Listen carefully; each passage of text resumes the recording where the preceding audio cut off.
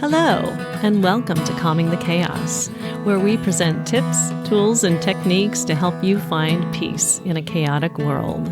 I'm your host, Tracy Canella, licensed mental health counselor at Lokahi Counseling. This channel and the Calming the Chaos podcast is for those who want self-help and education. It's not a substitute for counseling or psychotherapy. So if you like the information, please subscribe to my channel and share it with your friends. Thanks so much for listening. And now, let the chaos begin.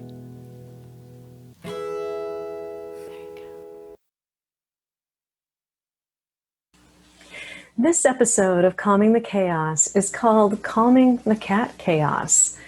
And boy, have I had some cat chaos here in the last week, which is why I have not recorded or shared with you any chaos managing tools and techniques, is because I've been busy using them myself in my life and with my cats. So one of my cats was recently admitted to the hospital for some digestive issues, and he's doing fine now. But I thought I might do an episode not just about the chaos that owners go through with their animals, but also how to, in general, calm the chaos when you have pets.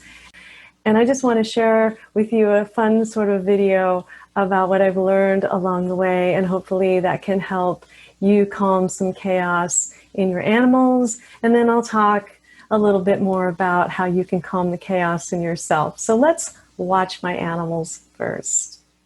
Oh, and by the way, for those of you who are just listening to the podcast version, you might want to check out the video version on my YouTube page at Calming the Chaos.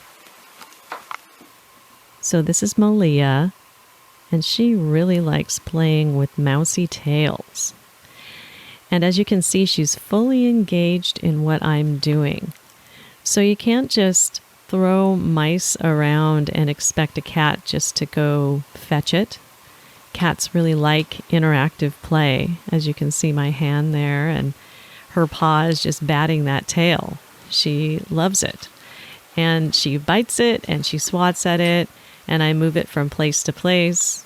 She loves playing with mousy tails.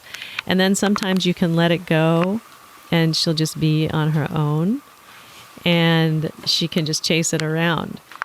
So I like to use different mice with different tails and also play with her on her kitty cat condo. Now this condo is a pretty fancy one. Some people just buy condos because they think their pets will just find things to do with them, but it's really not true. You've got to go in there and interact with them. And so I put another mousie there with the tail hanging down so she can see it. And then another mousie is in the hammock part of her kitty cat condo, and I'm flipping it around. And you know, you just got to know what is interesting to them. Sometimes they don't go for it, and sometimes they do, like that. She just snatched up that mouse, and then I just choose another one, and the other one, and the tail is just hanging there, and bam, she got that one too.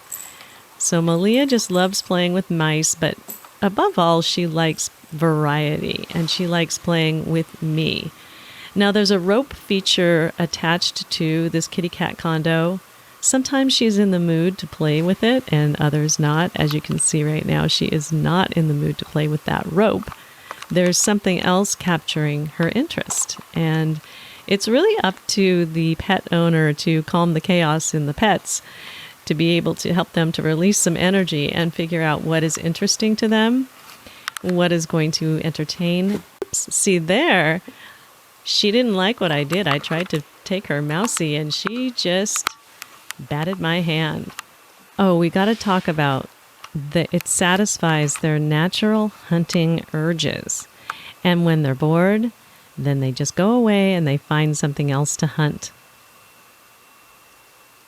You know, my cat Malia loves to be on the ground. According to Jackson Galaxy, who is the person who does that TV show, My Cat from Hell, some cats are bush dwellers, which they like to be low, and some are tree dwellers and they like to be up high. And my Malia, she loves to be low. which makes it really easy first thing in the morning when I'm having my lemon water and she is wanting to play. And as you see, I just put a mousey around her and she's good to go. And all I have to do is keep her entertained, and she likes being on the ground. She likes being underneath my knees. If I hug my knees, she likes being under my knees. And she's just a little sweetheart, always greets me with a beautiful little meow every morning, and we play, and we love it. So that's my Malia. Now we'll introduce you to her sister, Mana. And by the way, these are Hawaiian names. Malia, meaning calm, and Mana, meaning personal power or magic. So without further ado, here is Mana. Now, Mana loves the catio. I understand that we're not all privileged enough to own catios, but you can get one made for relatively less expensively than you'd think. And you can get really creative. What we did was we had an upper deck, and we just took the stairs down, and we made sure that the cats could get in and out of the house. As you can see, the catio goes from our master bedroom door, as Mana likes to walk on the catio and likes to take walks with me, actually. As you can see, she's looking up at me just to make sure that I'm still here, and turning around and giving me a nice little affectionate rub on the leg. And the deck extends all the way to where our dining room area is. So they have plenty of room and some steps to go down. And so they can walk on the catio as much as they'd like. They have plenty of chairs, as you'll see here. As Mana comes down the stairs, you can see that they've got some chairs and a table and plenty of places to sun themselves if they just want to relax. And this is a dining area outside that we have, and we do barbecues out here. And sometimes the cats will chase each other through the catio doors and around, and it sounds like a stampede or a herd of elephants. And we also have a litter box on the catio, so that if we need to separate the cats for any reason, we just close the doors and they have everything they need out there: food, water, and litter box. This is Louie, who is eating some food. Thank you, Louie, for eating. He's the one that's been in the hospital and sick. As you can see, it's pretty far down from the catio, but then the roof area is where Louie likes to jump, and he has been up on that roof recently, even since being back from the hospital. So we know he's getting better, but see the extension of the catio and how Mana just loves to walk. Now, Mana is also very thrilled about the string on my camera, and see how she loves playing with strings. This is another thing that Mana likes to do. I think Mana's probably our most playful cat, as you'll see in a couple of minutes. She loves to play with her stringy toys. And Louie is more of a surveyor of the property. As you can see, all of them are here. Mana loves her little corner of the catio. Louie loves to look out. Malia just loves to sniff around and look at things. And I think sometimes they just like their pet owners around them. Sometimes we're occupied doing so many things and living life, and our cats sometimes do get neglected. And I make sure to calm my own chaos by simplifying it, by just hanging out with my cats. There's Louie. He likes to put his head through the gratings of the deck and survey the property to see if there are any deer or any unwanted cats around. But he looks out after us. He is the senior cat. And look at his eyes. He is coming back into his health. By the way, that deck section down there is where we do our outdoor karaoke. It is so fun. We have a TV down there. Anyway, Mana is a very, very active cat.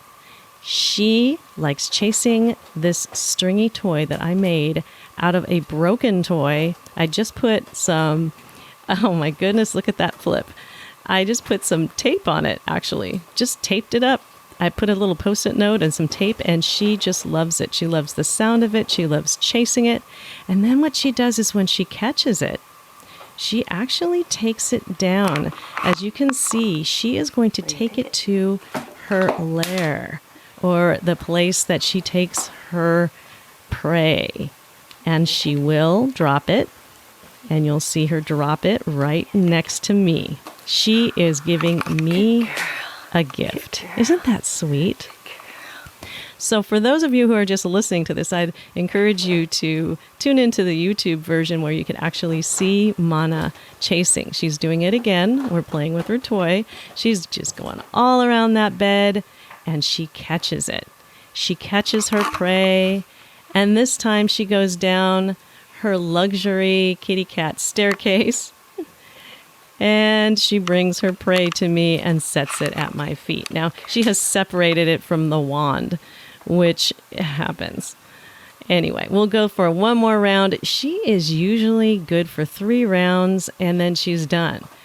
So she's very simple. You take a walk with her, and you play with her a couple 3 rounds of play, and she'll jump around, and then you'll start to notice a little bit of declining energy for her. So cats naturally will tend to want to play, eat, groom, and sleep. See, this is her last round, the 3rd round, and she's going down off of the bed with her prey, and she's bringing it to me, and she's dropping it right at my feet. And I give her a little reward. She likes scratches. She likes scratches right in the base of the tail. And so she's a very active kitty. Sometimes she'll go a 4th round, as you can see here. And then she'll just kind of tuck her out. And you'll notice that they do sort of lose interest after a while, and you'll have to engage them either in another way, or maybe you can engage in some what I call lazy play. So this is kind of a lazy play technique, is when a cat just sort of sits there or lays there on their back, and you just dangle a stringy toy above their head and just lazy play with them. Now, this is what I'm going to do here is I'm going to switch toys to a lazier play toy. And this is a string that she likes to just sort of lay on her back and bat at. So she's not actually jumping around like she was before. She's still playing, though. And this is a great technique to use for senior cats who are interested in things, kind of like the pen technique I described earlier. And I maybe haven't described that technique yet, but I will describe that technique. Anyway, this is just a technique that you do, and sometimes it's very hypnotic, like you're hypnotizing the cat, and they are just looking at it. Either way, it is play. It is them interacting with you, which calms their chaos and also calms the owner's chaos in so many different ways. You know, I don't know if you saw in the pictures of Mana, but she has thumbs. So usually cats have the paws in the front, and she actually has mittens, like kitten mittens. Here's a picture of her.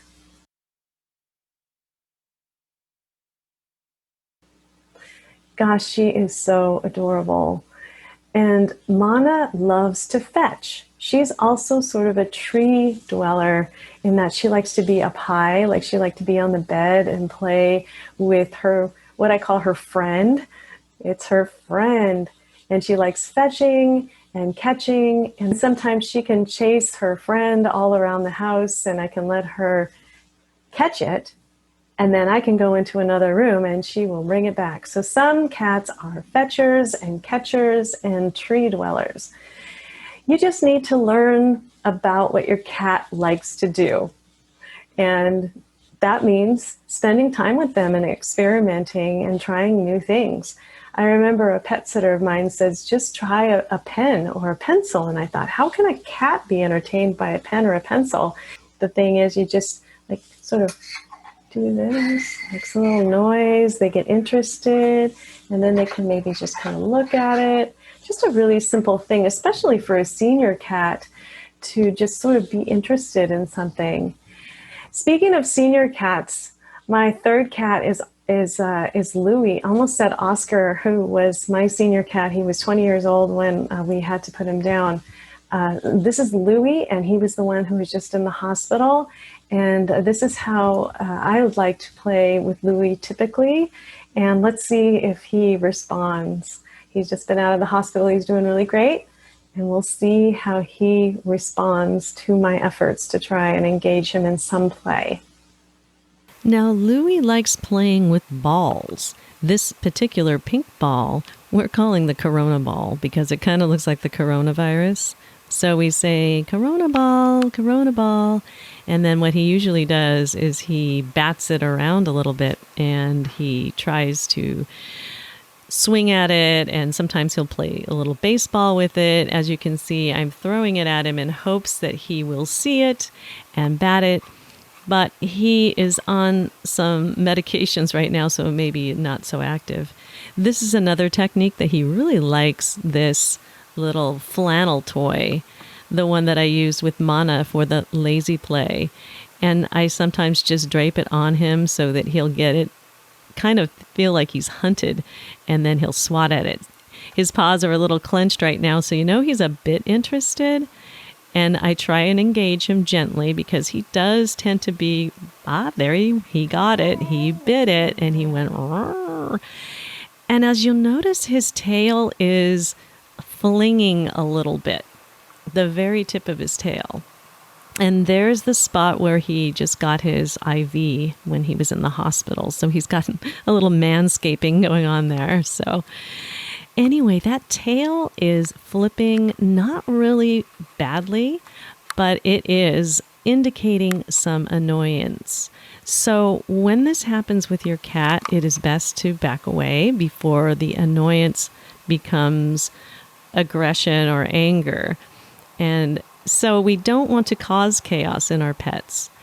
And sometimes the tail will flip around like that a little bit when they're thinking about something, but you do want to pay attention to the tail talk. And then what you do is take your other, maybe more active cats into another room to play if they're still having some energy and he is indicating that he's annoyed about it. And that really does help to separate the others, the active ones, from the ones that aren't really playful. And you can tell. You really can. You can just observe and watch your cats and see what they do. And they respond. They usually do. Right?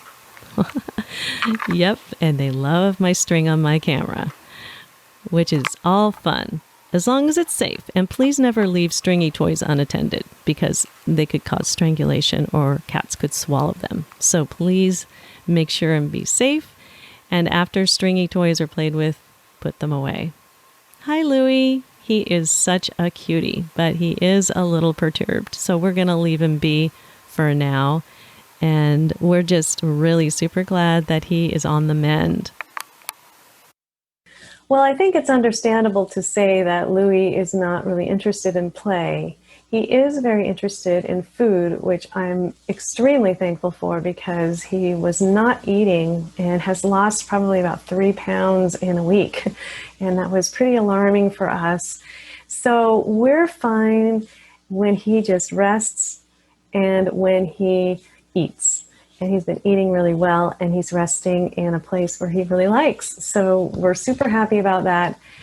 And as you noticed, his tail was kind of flickering like that. You know, he is such an energetic cat usually when he's not just out of the hospital. He has sometimes when I've petted him the wrong way, just flicked me in the face with his tail. And so, you know, when you have that cat energy in his tail, even if it's just a little bit, you know, they're kind of annoyed. You need to sort of leave them alone. And then any sort of energy and play that goes on can go on in another room. And that really calms the chaos for your cat, for yourself, and your other cats get entertained as well. And eventually they will probably eat again, they will groom themselves, and then they will sleep.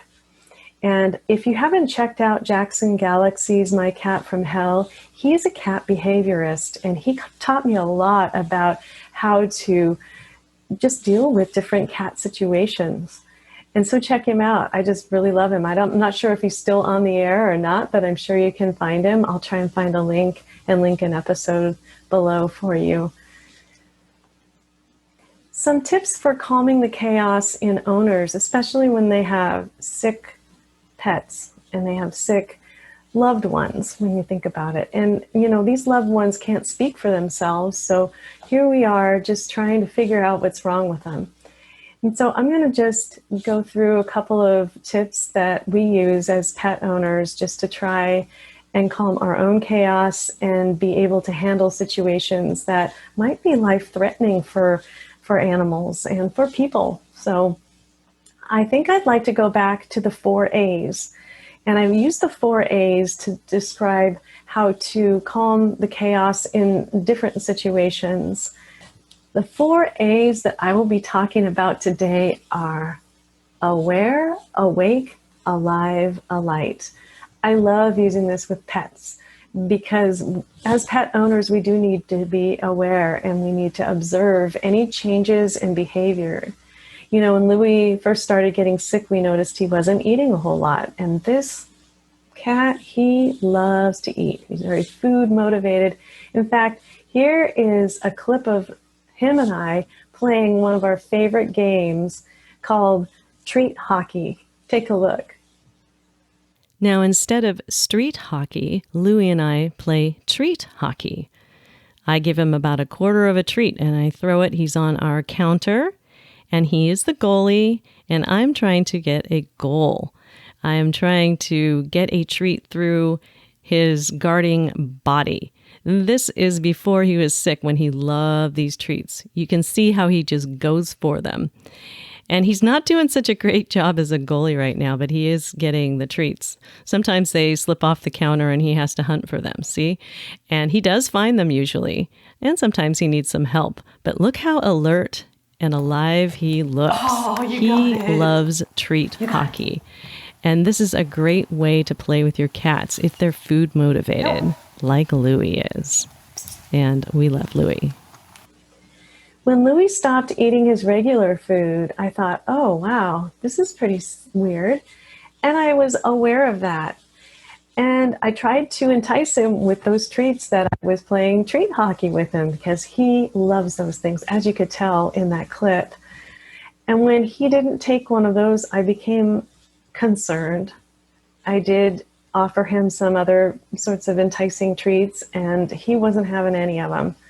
So we did wait for a little while, and of course we talked to the vet and we treated him and found out. But that is the part of awareness that pet owners really just need to look at is pet behavior changes, eating changes, or litter box leavings change, and or behavior as far as aggression toward other cats, or sometimes, you know, going to the bathroom in places where they don't usually go. So behaviors change.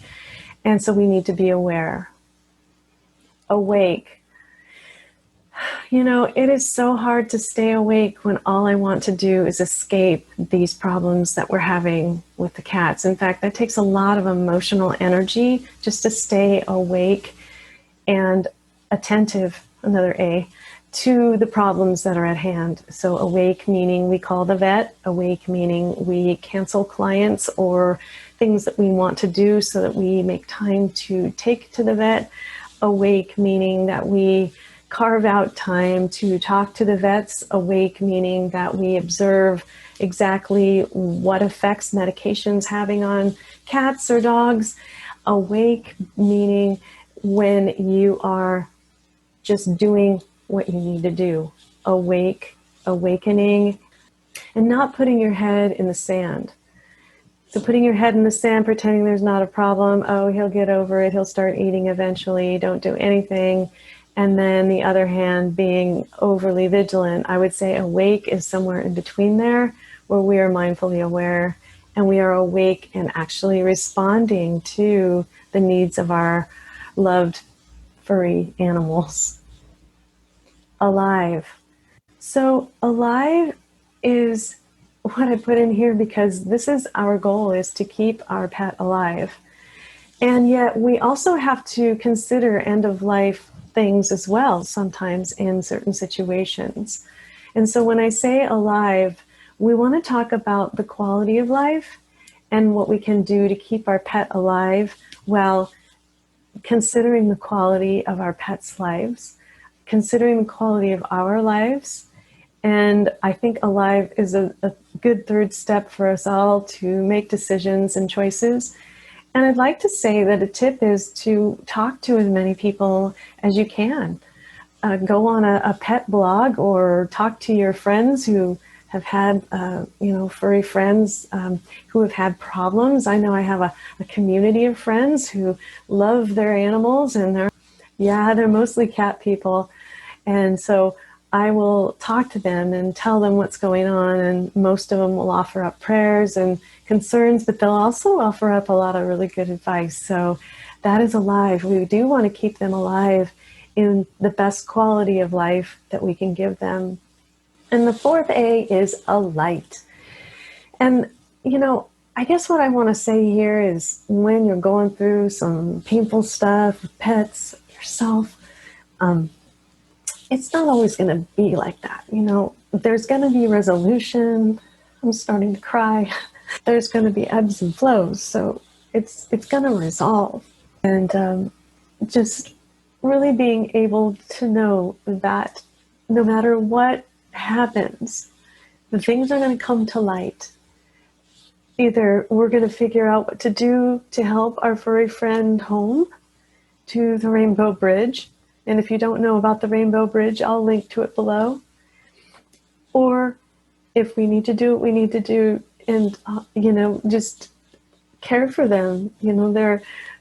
They're sick and they're going to either get better or not. So it's going to resolve some way is what I'm trying to say. With a light, it means that things just tend to ebb and flow through darkness and into light.